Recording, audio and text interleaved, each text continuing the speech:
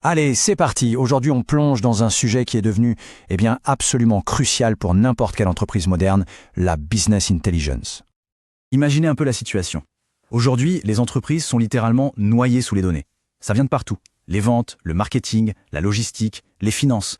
Chaque service produit des montagnes d'informations. Le truc, c'est qu'avoir des tonnes de données, c'est bien beau, mais si on n'en fait rien, ça ne sert à rien.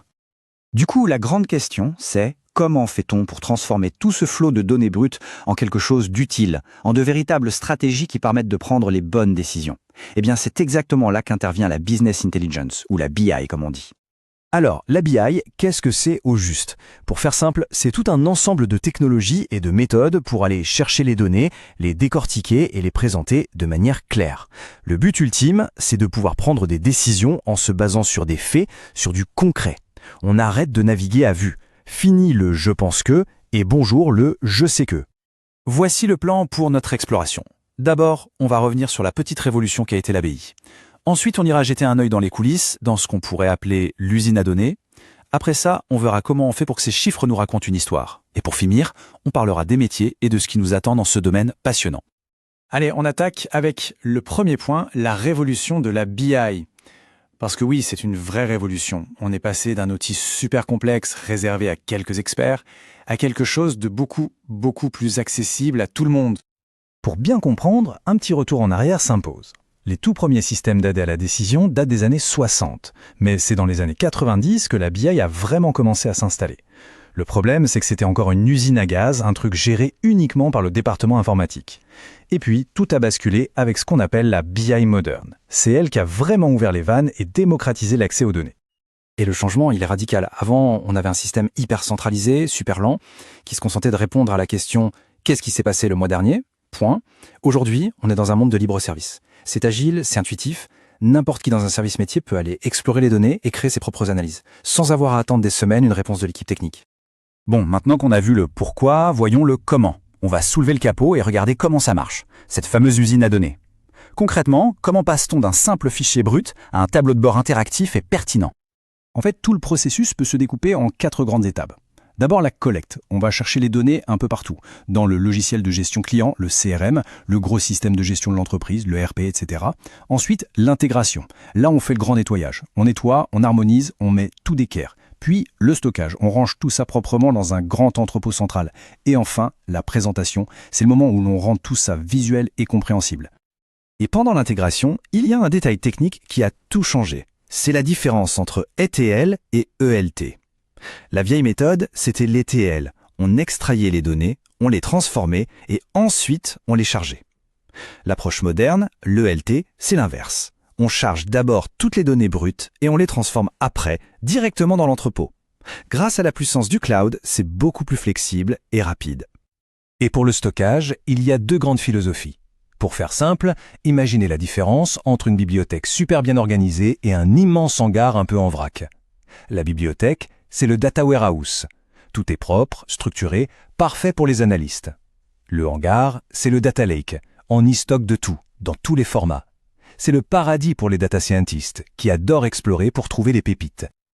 Ok, donc on a toute cette architecture super solide. Mais au final, elle ne sert à rien si personne ne comprend ce qui en sort. C'est là qu'on arrive à la partie la plus visible, la plus cruciale, l'art de faire parler les chiffres, de leur donner vie.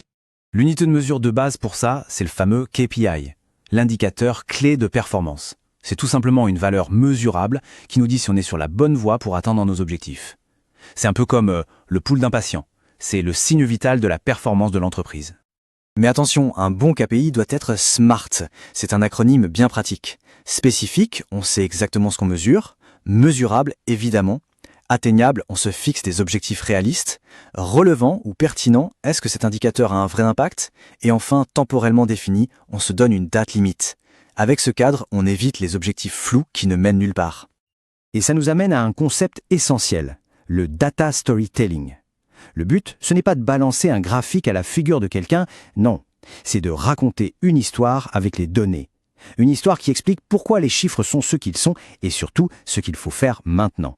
C'est ça qui transforme un simple rapport en un véritable outil de décision.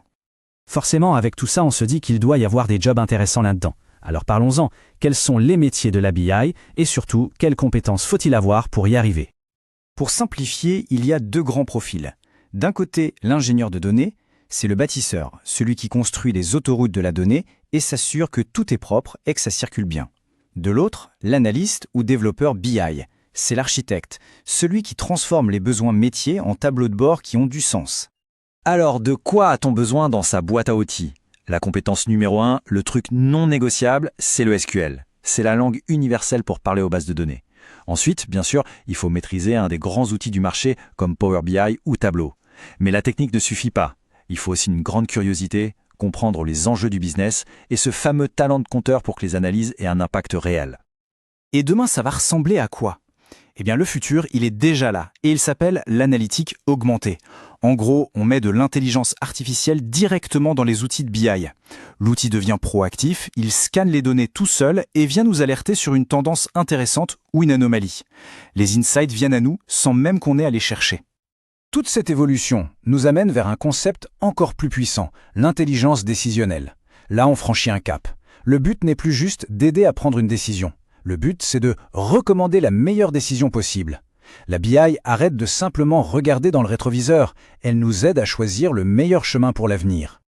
Pour conclure, maîtriser la business intelligence, ce n'est pas juste être bon avec les chiffres, c'est devenir le copilote stratégique de l'entreprise. C'est permettre à tout le monde de naviguer en se basant sur des instruments de précision et non plus au hasard. Alors la vraie question à se poser, c'est qui est prêt à prendre les commandes ?